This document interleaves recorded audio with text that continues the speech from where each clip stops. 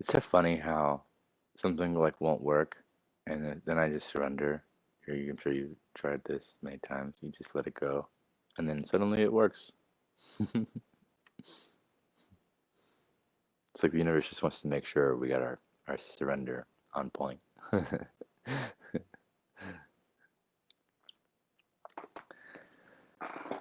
Okay, so yes, welcome to the Q&A.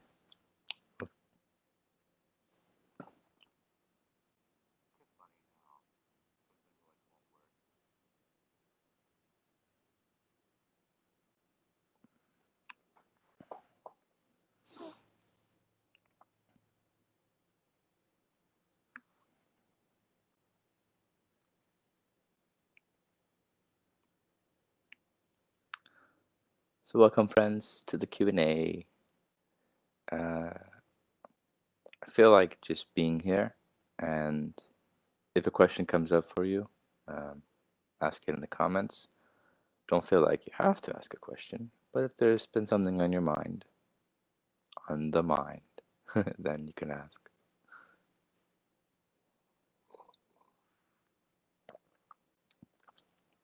Sometimes just sitting in silence within ourselves, then a question will just come in.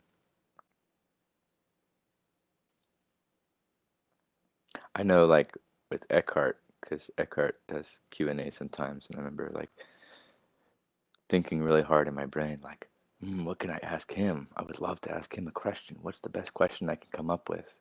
And so I'm thinking in my head, like, hmm, what's the most clever question I can find, or what's one that will impress him, or these little thoughts, and then let that go, and then what do I really want to know?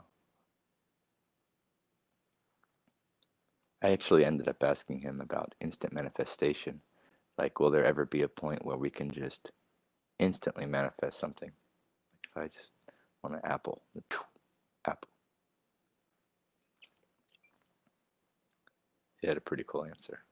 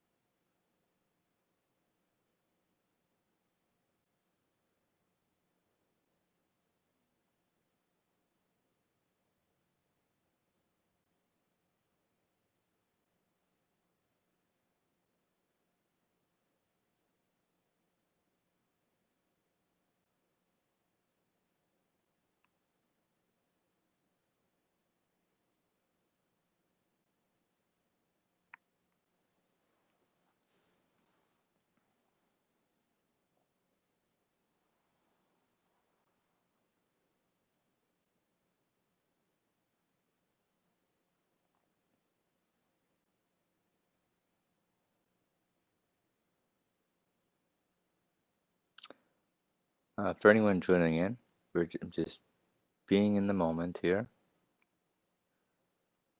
settling, enjoying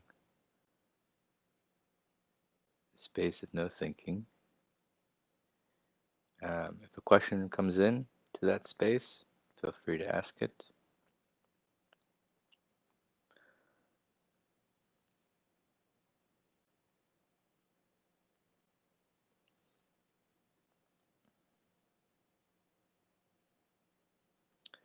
In the normal production scene, all of this quiet space, silence within a Q&A would be called dead space. But it's not dead. It's the most important part.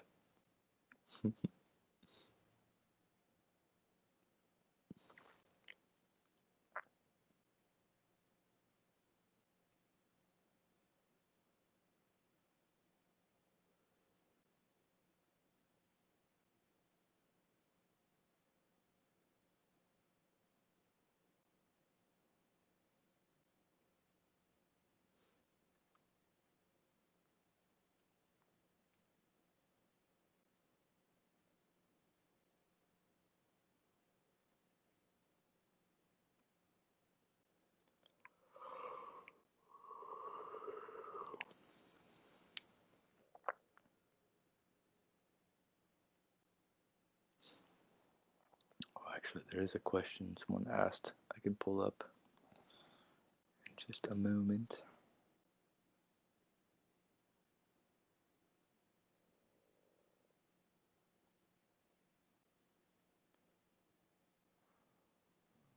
I'll find it.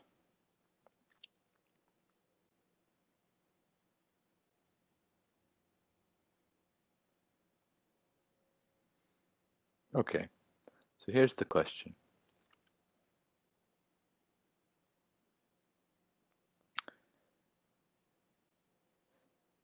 As I understood, your childhood situation is very similar to mine. When I think in forgiving my dad, I always get annoyed and start questioning how can you forgive a man who hurt you physically, mentally, stole from you, and even when I'm 22 now, I still feel like my own salvation is to one day run away from all this. Is it even possible? How do you deal with this?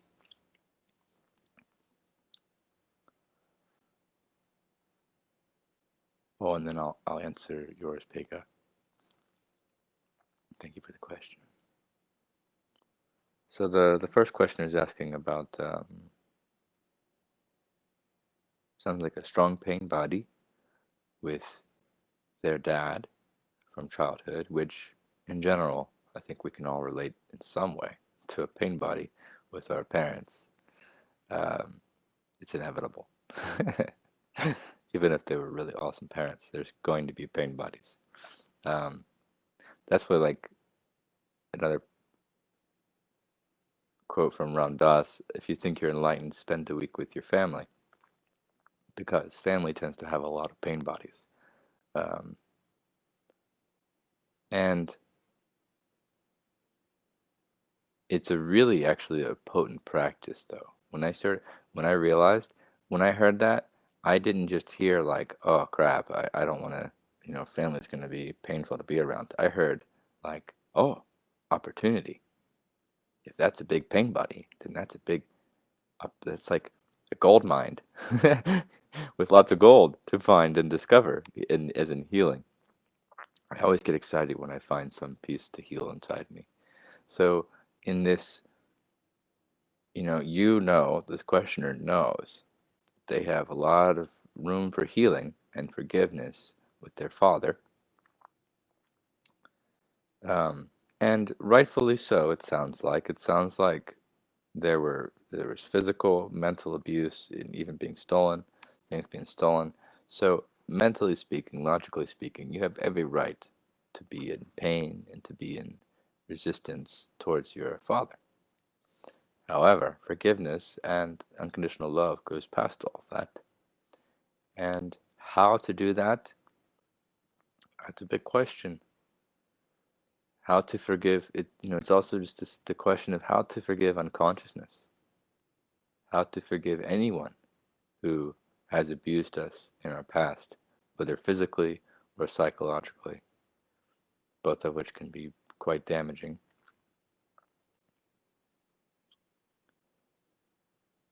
It really helps me to understand unconsciousness in and of itself, rather than taking the personalness out of it a bit and just understanding the mechanisms of unconsciousness. I have learned how unconsciousness works because I've studied myself. I've looked at all the unconsciousness in myself. And when you really start to study your own unconsciousness, your own insanities, that's really a powerful doorway to forgiving other individuals' unconsciousness and insanities. You see how easy it is to fall into, how seamlessly you can go from feeling okay to being in a deep pain body and becoming reactive and angry. Anytime this individual's dad was physically or mentally abusive, they were coming from pain themselves. They were coming from some deep wounds in themselves that they did not have conscious practice to heal. So you hear the term hurt people hurt people. It's very true. Anybody that you see as being deeply unconscious and requiring forgiveness is coming from pain. It's guaranteed. So, in that sense, we can cultivate a genuine compassion that while, yeah, their actions were obviously insanity, The abuse is never okay. Violence is never okay in any form. The it's when you understand that it's violence is so often passed down from generation to generation. So this individual's father who was abusive, I can pretty much guarantee you that his father, the father's father, was also in some way abusive, and so on and so forth. This deep levels of suffering get passed down generation to generation. And you know, you may call it unfortunate, but it's also part of evolution. Because as you'll see, if you look at generations now, the younger generations, the parents are becoming more and more conscious of what suffering is, of the fact that violence, whether physical or psychological, is just not the answer. Uh, Operating out of anger, out of fear, it's just not healthy. And the more we're starting to understand the psychology of things and of ourselves and of our spirit, the more we are able to really give our children a much more loving and compassionate upbringing, which then means that child has much less pain bodies to become reactive to and to create more violence in the world. So, it is not easy to forgive a really intense pain body or really intense memories, um, but that's also where really powerful transformation occurs, both within ourselves and for the collective of humans. Um, and you do this, one, by being honest. Where is the resentment? When does it come up? Denying that it's there is not the answer. That doesn't work. What works is acknowledging when it comes in. So, whenever a thought, a memory comes in about your dad, that there's a bit of pain, yeah, of resistance of some kind, be with that. Give your presence into that. Sit with it. If emotions are coming up and from that, be with that. Allow that, release that. Pushing it down, pushing it down, pushing it down doesn't heal. Allowing it with your presence to come in, to give it full undivided attention, and releasing it, which often means crying if it's a really big one. Which, as for males, we're very conditioned, even when nobody's watching, to not want to cry, to not want to release emotions. Females too, but for whatever reason, males, it's very strong. The idea that emotion is weakness, when this is not true. Emotion is very powerful and can teach us many things if we can really learn to listen to them. So,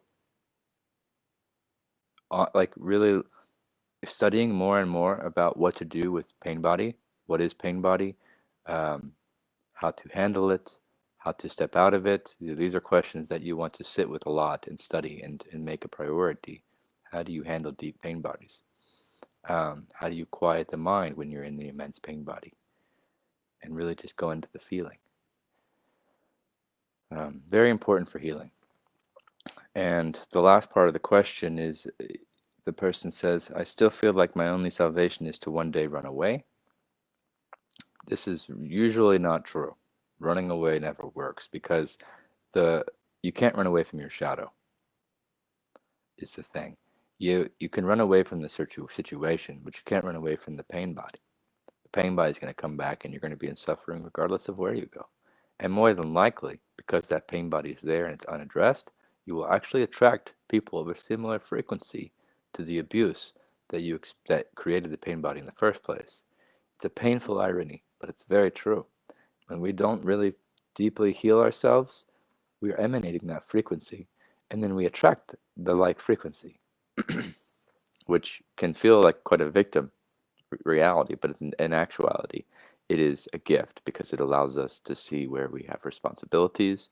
And once we take that responsibility and really do the healing, we change our frequency, we attract healthier individuals, relationships, so on and so forth. So you have a power to heal. Now, also, if you happen to be living in this with this unconscious individual still, though. There also is a valuable question of asking, can I accept, change, or leave this situation? Those are your three options, as Eckhart gives. Three sane choices. Everything else is just mind chewing and complaining. Accept it, change it, or leave it. So definitely sit with this question too if you are in a situation with a highly unconscious individual that's still creating physical or mental abuse. In that case, it's important to really to sit with, because if you are choosing to be in an environment that's abusive, um, that's something to look at, because we should be able to take our own independence and create our own life the way we wish, especially if you always have that freedom, you always have that right. And so honor that right to take care of yourself, yeah, and to put up your boundaries, to consciously put up a high quality no. So very often that requires a high quality no if somebody's being abusive, saying no. But you do it from a place of peace. You do it from a place of transcendence, not from a place of reactivity and victim. There's a big difference in the quality of the no, whether it's coming from reactivity or it's coming from acceptance and surrender. So another piece of that puzzle. Um, but sitting with, can you accept the situation as it is? Do you even have a choice as to whether you change it? Maybe like, you don't have the money to move out. Well, in that case, you can leave at the moment. So accept it or change it. Well, you try to change your relationship, it's not quite working, and the last thing you have is accept. But the more you start to do this acceptance, the more doors start to open up too. You might just find somebody, a friend or a family member, who's looking for a roommate, and then these sort of miracles occur. Once we get to these deep lessons of surrender and of forgiveness, doors open, and you just get to follow the doors. And it's beautiful. So keep doing your best. Don't be hard on yourself at the same time. Be honest how you're feeling. Start to bring your spiritual practice into that heaviness. This is an important part of your awakening, is healing. You can't get to enlightenment without all the healing work. So you're exactly where you're supposed to be, and just keep on going. Good question, very real question that we all come across to some degree, especially with our parents. Even if you didn't necessarily have abusive parents, there's still going to be pain bodies with our parents. And vice versa, if you are a parent, there's going to be pain bodies your child is going to have with you. It's just how it is. So, all right. Now to Peka's question. Uh, being self-conscious. Would you elaborate on that?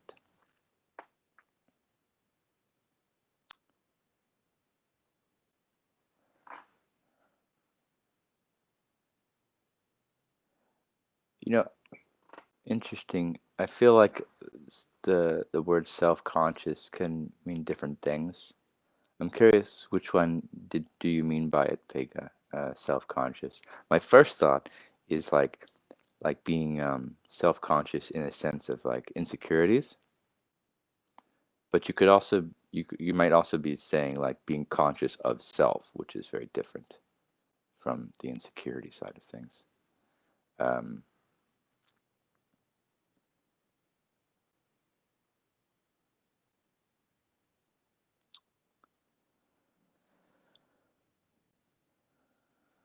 Although they are interconnected. So if we're talking about being conscious of self, then it's about constantly paying attention to you. What's going on inside of you? Now, interestingly, too, we say self conscious, like being conscious of yourself,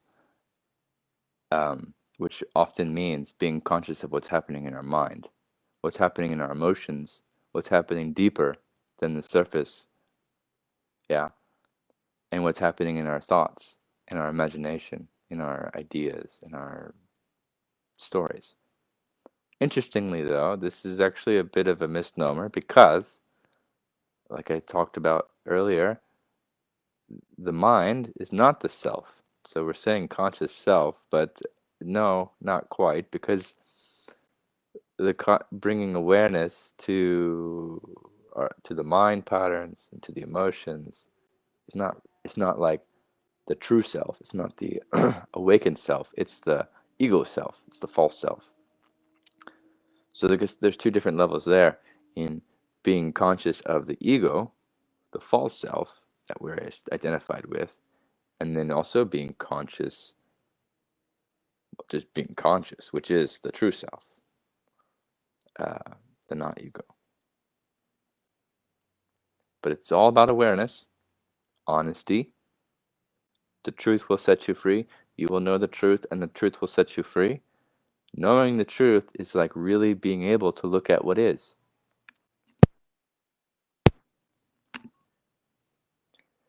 Really being able to objectively look at what is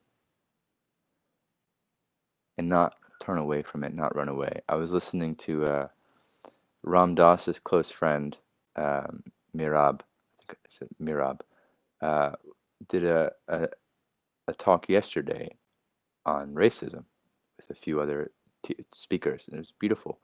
And one of the points she made was that meditation, she studied with Neem Karoli Baba too. Meditation is so much about really learning to just see things as they are, which means not running away from what we're seeing if we don't like what we're seeing. What tends to happen when we do self-observation or mind, when we start to really look at ourselves, there's some uncomfortable things that we have to look at. And what does our mind do? It looks away.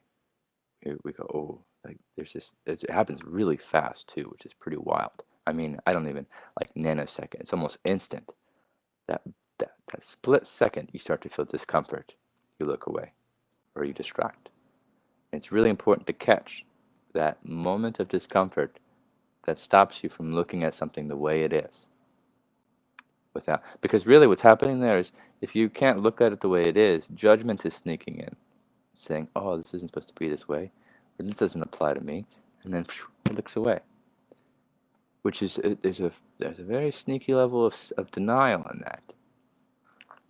But you can't catch that unless you're really present within yourself, really listening to yourself, which is the power of meditation, right? We sit in meditation. What are we doing? We're really learning to listen. Listen to the present moment, and listen to the present moment of what's happening inside of us. Be just as interested as what is happening on the inside as to what is happening on the outside. And life will start to make a lot more sense. So, that's another piece of the self-conscious, is bringing consciousness into our inner world, not only looking at the outward world. You know, what's happening on the news, what's happening on the streets, what's happening at work, what's happening in the family, what's happening on this Facebook group, and what's happening over, and even what's happening right here in this live Q&A. This is, technically speaking, your outside world. Your inside world is what's happening. What are you hearing? What are you feeling right now? Listen to yourself.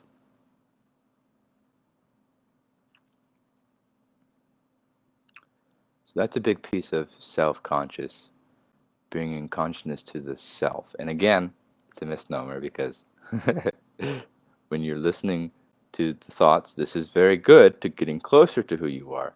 But remind yourself that the thoughts you're hearing, the emotions you're feeling, they are not you, they are the mind. And that's why, you know, a lot of times you hear the word like going deeper. It's because the level I'm talking about right now that we're kind of tuning into is deeper than the surface of reality. It's something that can greatly affect our experience of life. It can have physiological effects, meaning physical and psychological effects, and the quality. It can have a tremendous influence on the quality of our life, and yet it is not tangible. It is not measurable. Science can't even understand it yet. It doesn't know what to do with consciousness. It doesn't know what to do with with thoughts and perspectives and emotions. so so it just kind of like puts it in some faraway box and focuses on things that it can control, can measure.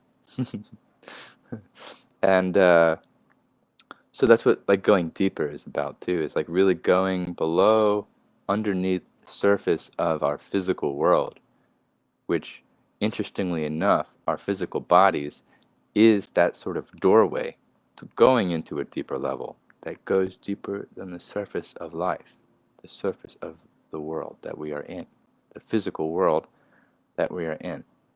And those that are in deep unconsciousness, there's also a strong correlation to the fact that those who are in deep unconsciousness don't know this deeper level. They don't have any inner connection to something deeper than the surface of reality. They're fully invested in surface reality. They don't have any self awareness, internal awareness, emotional intelligence, you know, mental awareness. It's just surface. And that's why we perceive them, or they project themselves as being shallow, in a sense. We're all about the me. So it's all interconnected, which is interesting. Now, if we're talking about self-conscious as an insecurities too, that's really important to look at. Um,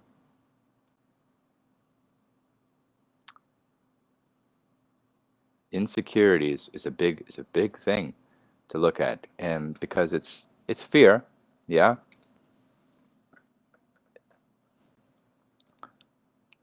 and it can really give us a real. It's one of those things, like just like we had mentioned, when we are observing what is as it is, when you can bring that pure like awareness to what you're seeing, and you look at yourself, and then you see some insecurity.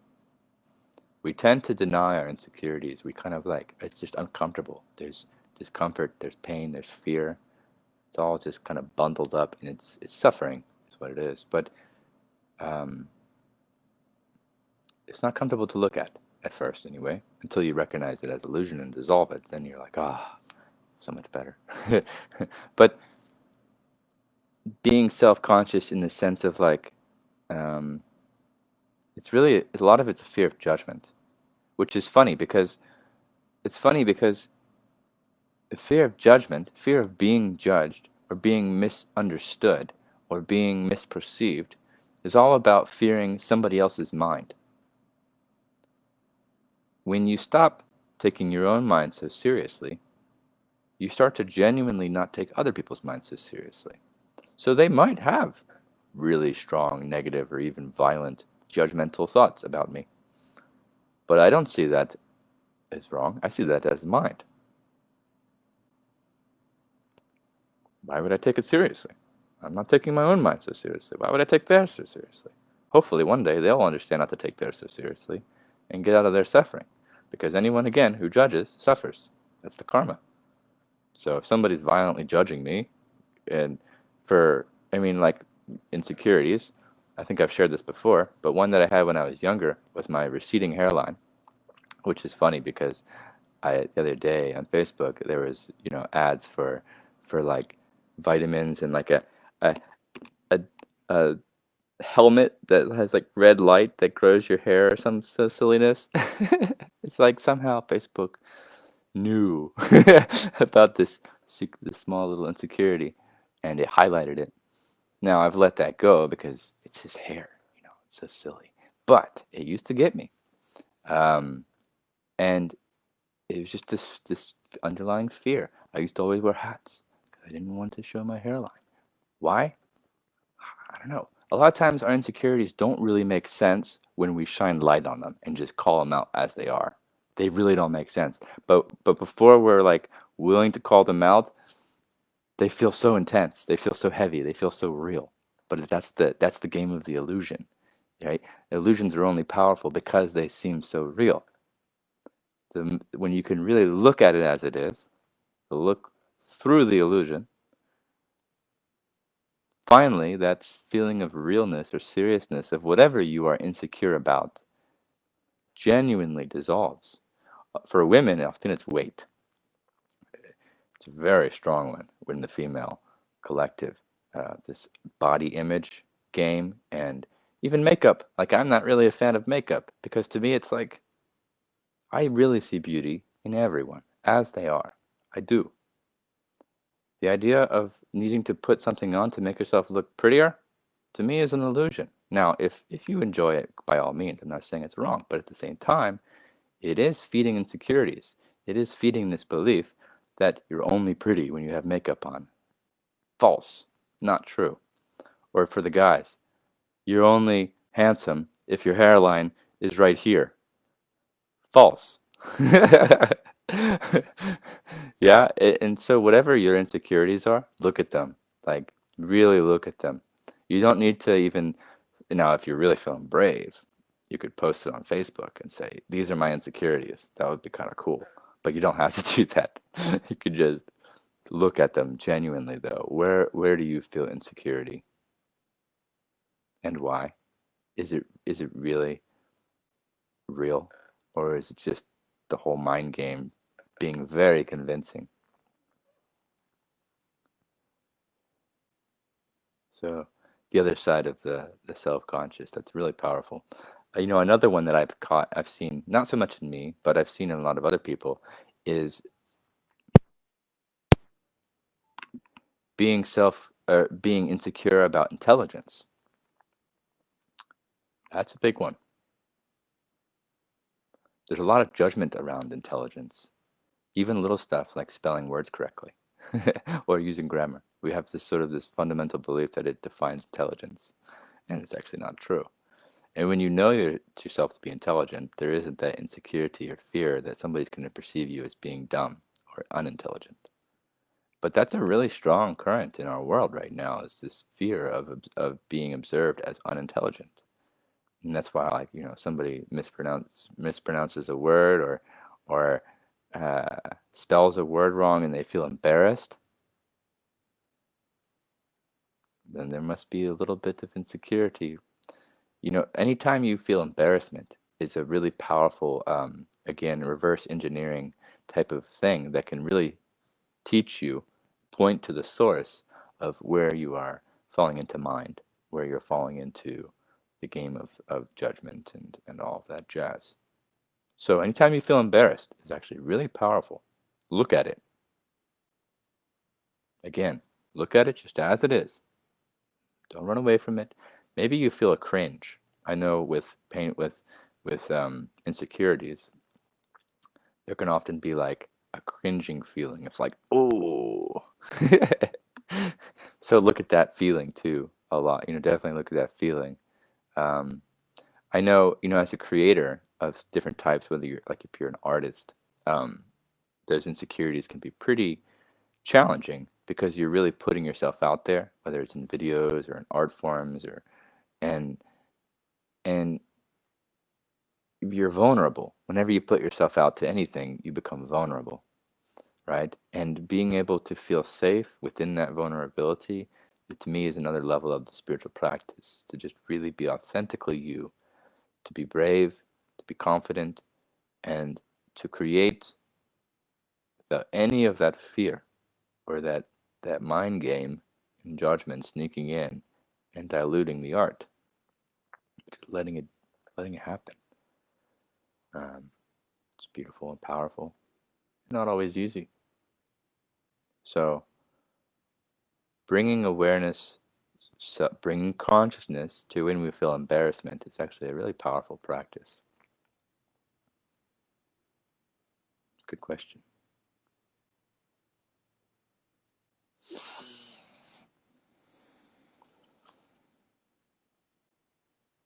I think I'll do one more question. Oh, I need to plug my computer in. If anybody has one last, yes, thank you, Pega. One last question, free to ask. There's no rush.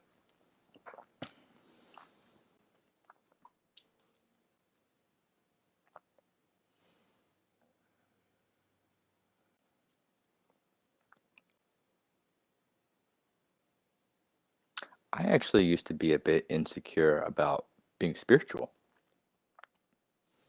I felt hesitance to open up on my social media account about what I believe in, what I what I practice. I was fearing of judgment from friends that I know are identified with certain religions, or family members that are identified with certain religions. I was afraid of judgment. I was afraid of being, I don't know, something. I was afraid of something. And I challenged that slowly but surely. And I now feel much more authentically like I'm just saying what I feel is helpful. Whether how it's received or who it's received is for them. But yeah, it's an interesting one that the insecurity can even sneak in through spirituality, or however you define spirituality.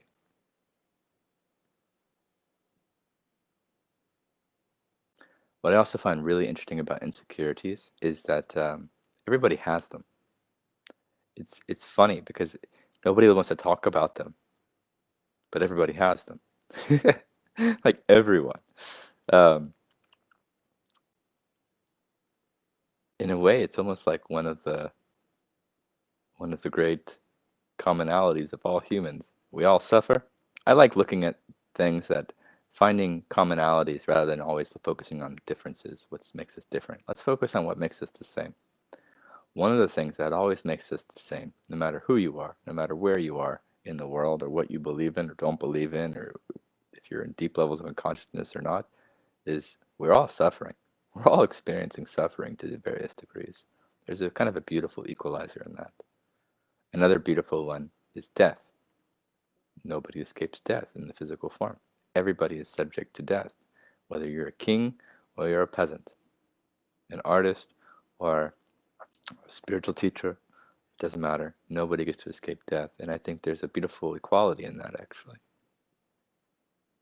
And then another one is insecurities. Everybody has insecurities until you're really feeling brave and willing to look at them, shine light on them, observe them as they are. Don't make yourself wrong. Just, oh, yeah, that's there. Okay. Call it out and let it go because it's not helping you.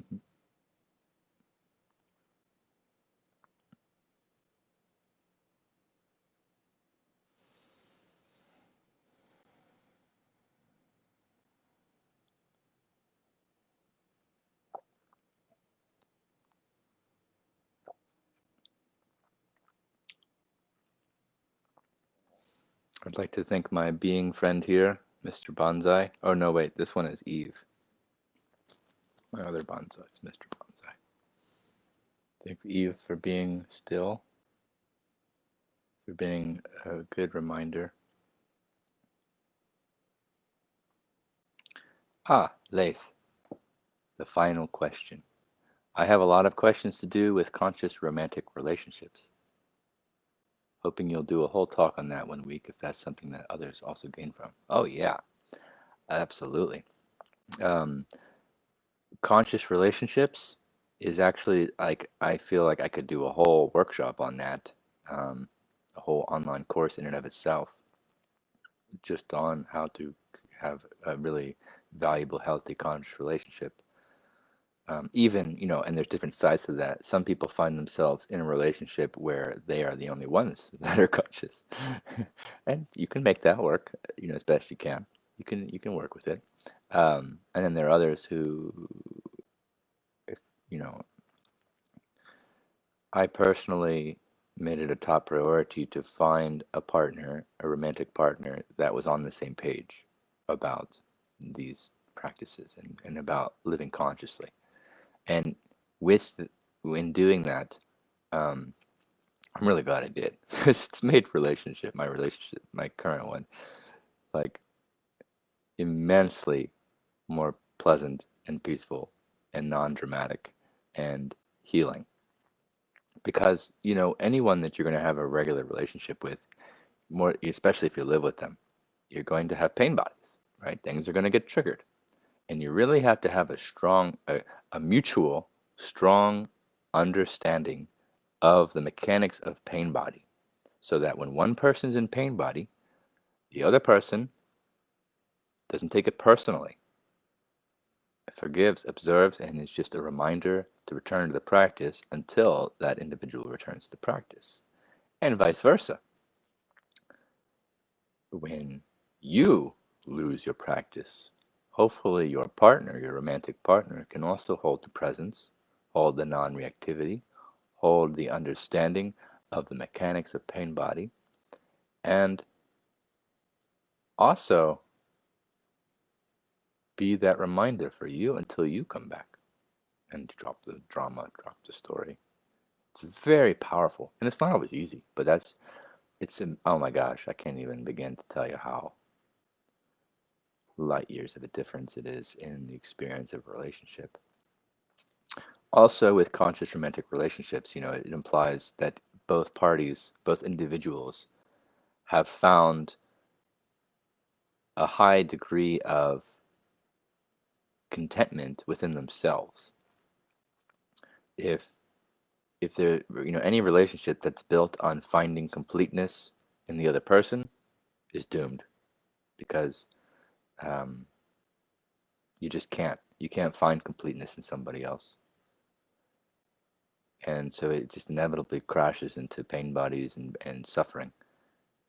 So it really requires, I forget, I think was it Maslow's psychological pyramid thing about independence and dependency. I forget who made it, but there's codependency, then there's independency.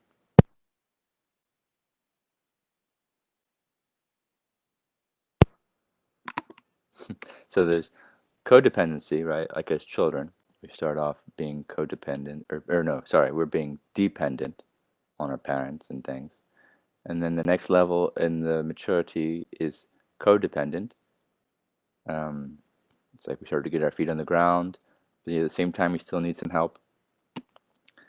Next level, independent, making it on our own. Now, spiritually, the independent one is really important. Finding ourselves, knowing deeply who we are and who we are not.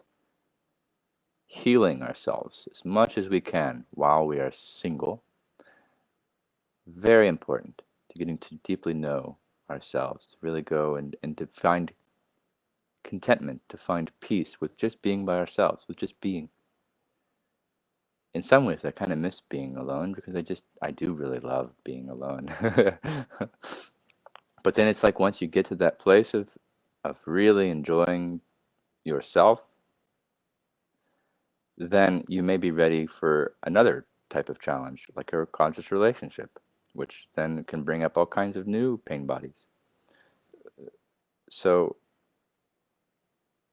and yet there's no rush. You're always holding on to your spiritual practice, but when you do find a partner that you feel resonates from the same place and has the same, ideas, and there's that connection, that love, spark, and you follow, you enjoy that. And then it also can become very much a practice, though, because as you live together and stuff, things clash. There's differences, there's pain bodies, not just in the other person, but in ourselves. And again, just as we did when we were alone, we also always do in a relationship. Always point inward. Just like when we were talking about pointing earlier today, you're pointing at your partner because they're being unconscious. Well, you pointing is unconscious. Look at that. Point at yourself. Deepen that. Deepen you. And the more you do so, the more you become really genuinely non-reactive. The more you master your practices and quiet mind and all that beauty. And the more peaceful the relationship comes too, and then hopefully the other side of the relationship can do the same thing. Then you can really have a really beautiful, powerful relationship. Um, Interestingly, I was when I first got into awakening and into these deep practices, I was doing them by myself for about 4 years. That I was single, and there's no like actual number to how long you should be single, but I'm just saying my experience is what it was. 4 years. And at my age, I think I was like 20, 22 to 26 or something, maybe. At that age, it's you know, kind of odd to be single for that long. And so there's social conditionings I had to let go of. And and really just go deep into who I am, into my healing and into mastering my practice. And I knew that was the way to do it because if I was to jump into a relationship before I was ready, I would just attract somebody else who wasn't ready. And because frequency attracts like frequency. So the more you deepen yourself, the more you're guaranteeing that you're going to attract a like frequency. And then there's also a lot of trust involved. There's also a lot of healing with loneliness that can come in if you are looking for a conscious relationship. Loneliness can come in. This isn't just a byproduct of something going wrong. This is the universe saying, I want you to heal something. I want you to feel perfectly content in yourself. Heal that loneliness. Because when you really know yourself as the universe, as one, what is loneliness? Yeah. So, you can always use these types of suffering to deepen, to really get closer to who you are. Um, and then you manifest the right partner just as they are manifesting you as the right partner, and it goes into deeper practices.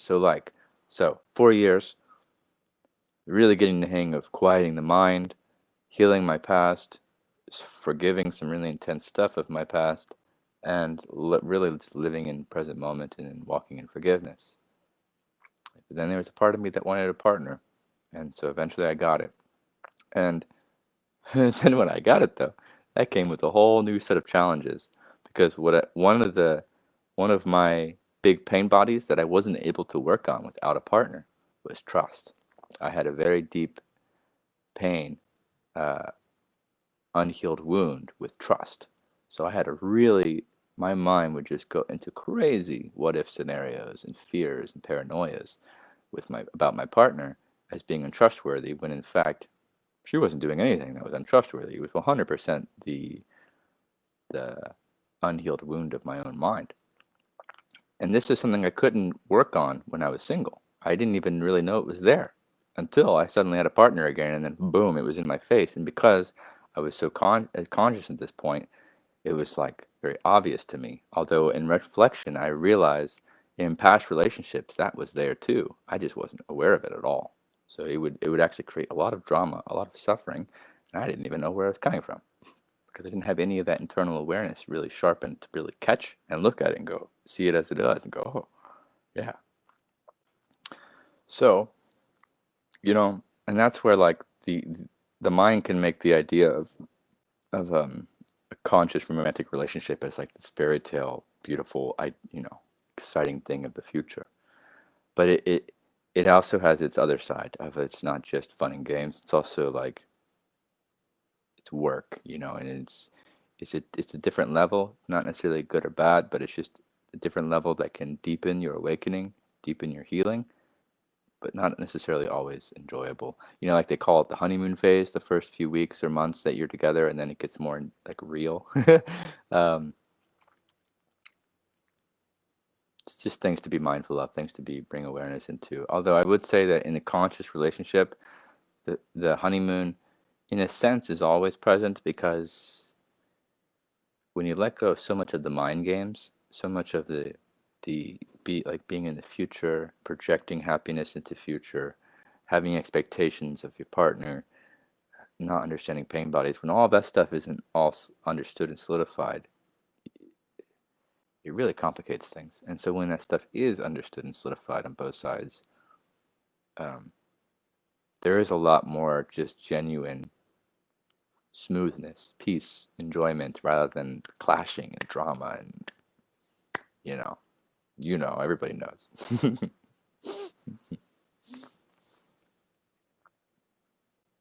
So yeah, that's definitely a big topic, romantic relationships, and how to do that consciously.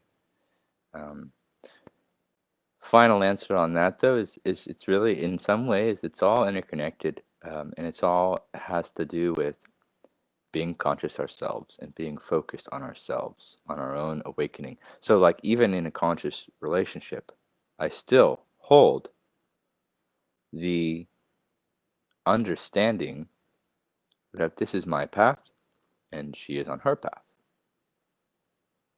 And there's that respect, the fundamental respect. She is where she is, I am where I am, and we're both exactly where we're supposed to be. which is important, especially in conscious relationships. If one person feels they may be a bit more advanced in their practices than the other, or vice versa, to not let the mind come in and create any sort of superiority or inferiority or any of that jazz, and become the teacher to the other person, or uh, all kinds of lessons in relationships. But again, it's like you got to hold that intention of the inward practice as a priority in the relationship, and then it will really grow, especially if both parties are doing that. If both parties are focusing on themselves and their own growth and their own evolution or maturity, then it can be a really beautiful thing. Even when it does get a bit, clashing, it can still be a beautiful thing and not too violent, not too over the top. Whereas when none of that's understood, it can get really messy really quickly. Because pain bodies, man, pain bodies can be pretty intense. I know we've all had them. We've all had them. We've all had clashes. Um, so yeah. So in other words, too, it's like just be mindful if you are like looking for a conscious relationship. Just be mindful of not letting the mind have this fairy tale idea that it's gonna rainbows and unicorn. Not making fun of any of that, but just like the mind is so cunning in wanting to project some future idea as the ideal moment, when this moment is the ideal moment. How this looks right here, right now, in your present moment is the ideal. Enjoy this. The more you, as my mic dies again, the more you see this moment as complete and yourself as complete, the more the next moment will be complete, and so on and so forth. So just be really careful about the mind really likes to go into the future of, oh, it would be so much better once I have this or I have that, or this person awakens more, or I attract an awakened person, or on and on and on and on and on. There's so many. Oof, yeah, be really vigilant about that. How the mind goes into future. Beautiful, good question. Good question. There are no bad questions, by the way. Maybe you feel insecurity about asking a question. How will other people interpret your question? Maybe it will expose something that you don't want to expose. Just something to maybe look at. Terry says, I need a honeymoon. You are a honeymoon.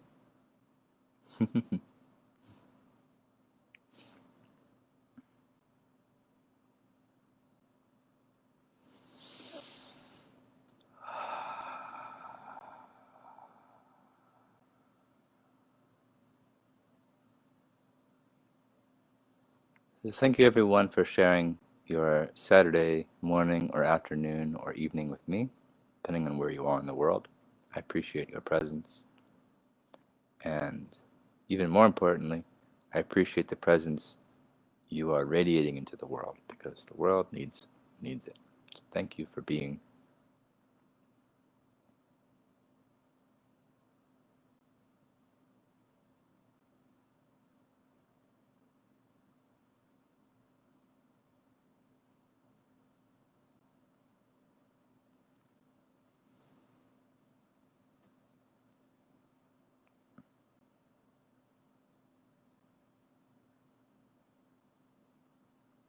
Keep being you. Keep listening to you. And when you want to quiet the mind, listen to the present moment. Listen to the birds. Listen to the air conditioning. Listen to your emotions.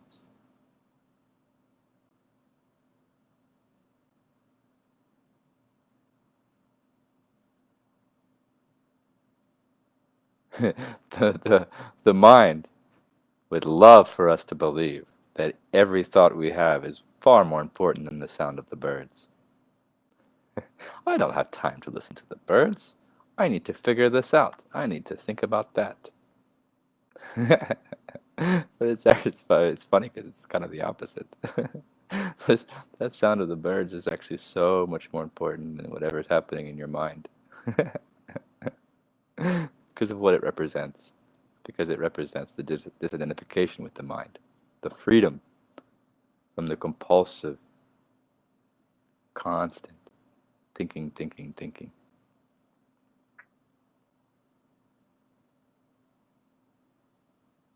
Oh, and then there's a bird on the fence across from me.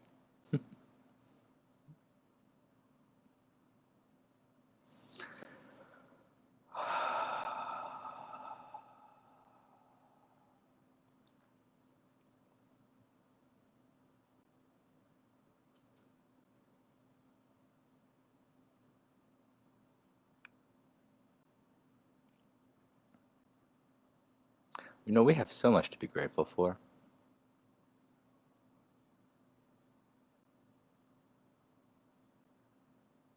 Everyone does. If we could just slow down, see things as they are, we're all very lucky. Well, I don't really believe in luck, yet at the same time, there is this sort of just genuine gratitude for everything that's surrounding us in this moment. We have so much abundance.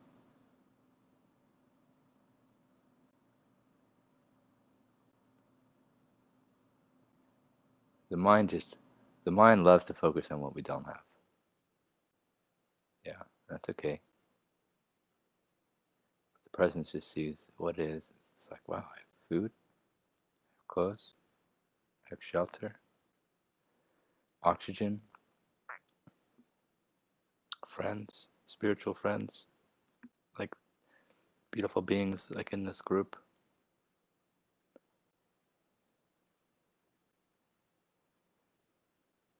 Love. I do feel an abundance of love within myself, but also outside of myself from everyone else. I think that's one of the most valuable forms of abundance is the abundance of love. And the beauty of it is the more love you give, the more you receive, the more you attract. Just keep giving love. I actually even most recently have been using the love emoji a lot in Facebook, or the love reaction button.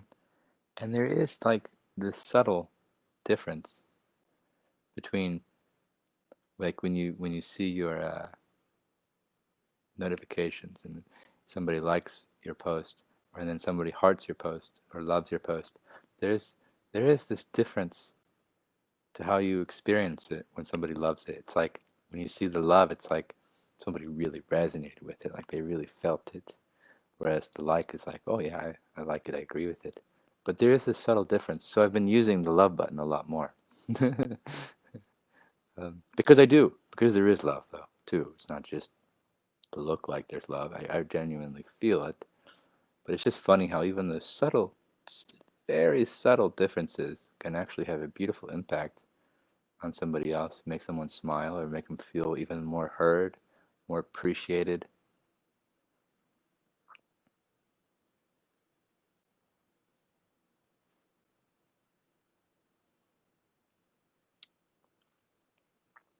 Yeah, interesting. Although I would love for Facebook to add a smile reaction. You know, there's like the like reaction and the heart and then the wow and all of that.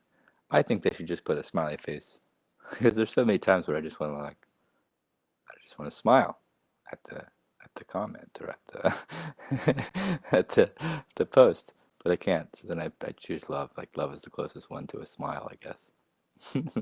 But they should add. We should manifest smile reaction button.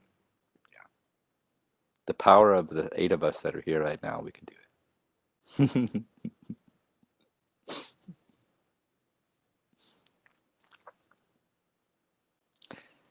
Actually, I learned the power of the smile emoji because I was answering. I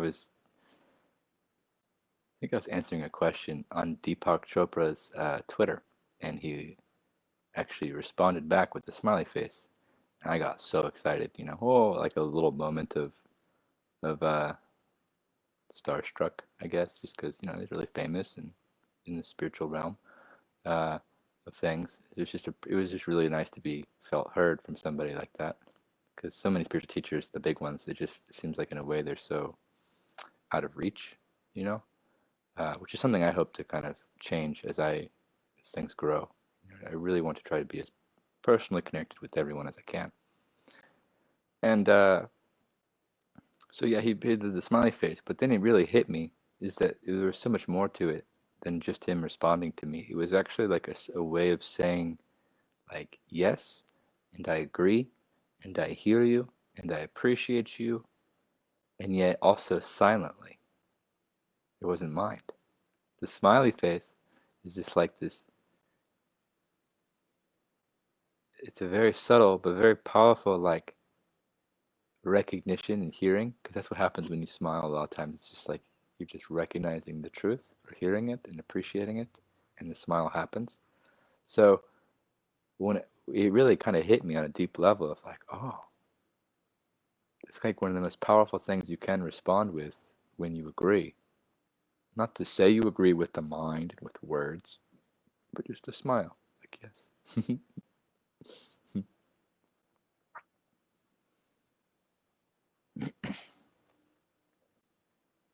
I'm also a big fan of I use smiley faces quite a bit. I don't know why, but I just feel like I'm always putting smiley faces in my comments and stuff. And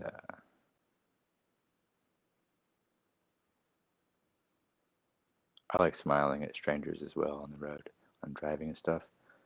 You just drive by, but how like you're driving,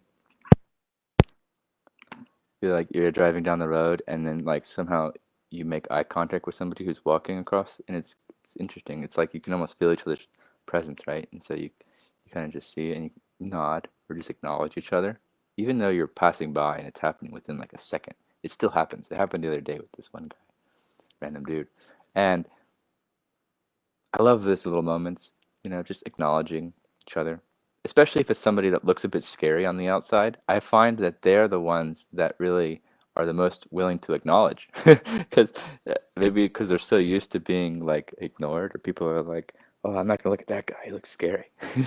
So when I look at someone that might have a little bit of an intense like macho image or something, and without thinking, yeah, without mind, so there's no fear. I just see them, and then there's this genuine exchange, and yet it happens like instantly. But then, oftentimes, the smiles will happen, and then they'll smile, or But there's like little moments of silent recognition are so beautiful and so powerful, and I think there's something that really is like a game changer in the world, and it's just those little moments, the little things. So much of awakening even is the little things. And I think a lot of changing the big things of this world really can stem back to a lot of the little things. The butterfly effect. Um, you just don't know. That one moment of presence that you share with somebody could become a seed, or perhaps they're already very present. Maybe they're more enlightened than you are. They don't look like it, because who said enlightenment has to look like anything? That's something else we can fall into, is this idea that we're conscious and then everybody else we pass by is not as conscious, which you don't know. There may be plenty of people that you pass by and the mind labels and says, oh, and yet they're actually even more deeply rooted in practice than you are. Something good to always hold on to as well. Like an example of that was I realized if if I were to have passed Eckhart Tolle when he was unknown, right, when he was just sitting on the bench. If so, you guys are familiar with Eckhart. He when he first had his really powerful awakening and disidentification with the mind, he ended up just like going to the park and sitting on a bench, I believe in New York, for for years. Like he was borderline homeless. He would stay at people's houses. Um, he just was so like detached from the physical world and in a state of bliss, and he would just sit and be present. And what I've wondered is like, how many people have I passed that were in that tremendous state of awakening, and but I just saw them as being some person. I didn't recognize their presence. My presence didn't recognize their presence. Yeah. Um, it's interesting and it's humbling because it also shows how our minds can so quickly just have these ideas of how everybody is, and not to just give every single person the benefit of the doubt or the possibility of being even more advanced in their practices than we are. Because this idea of advancement can also be a bit of ego, a bit of superiority, or a bit of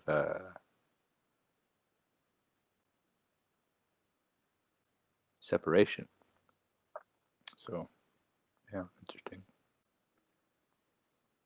So I like to give, and everyone I meet on Facebook too, I like to give everyone the benefit of the doubt that they are deep in practice,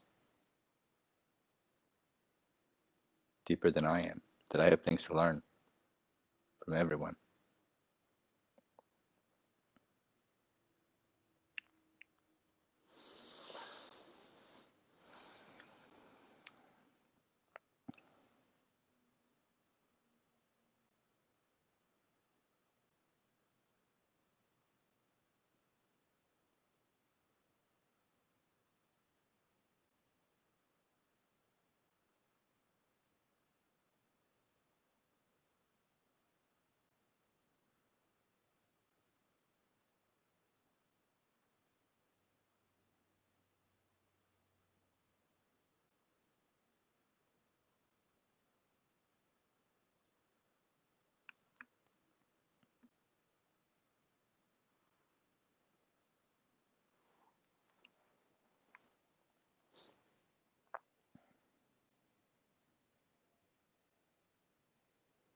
Lakina says, I missed your talk. No, you didn't. You're here now. You're right. You're right on time. If you're watching this as a recording, well, you're here now. You're right on time. Right where you're supposed to be.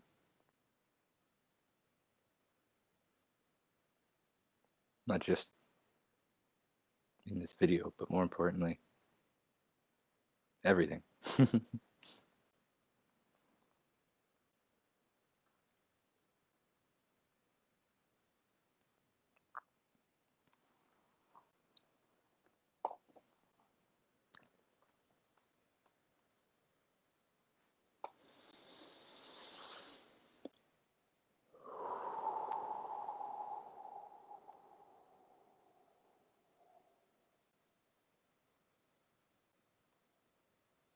Keep enjoying this moment as it flows on and on and on until we meet again next Saturday or Friday.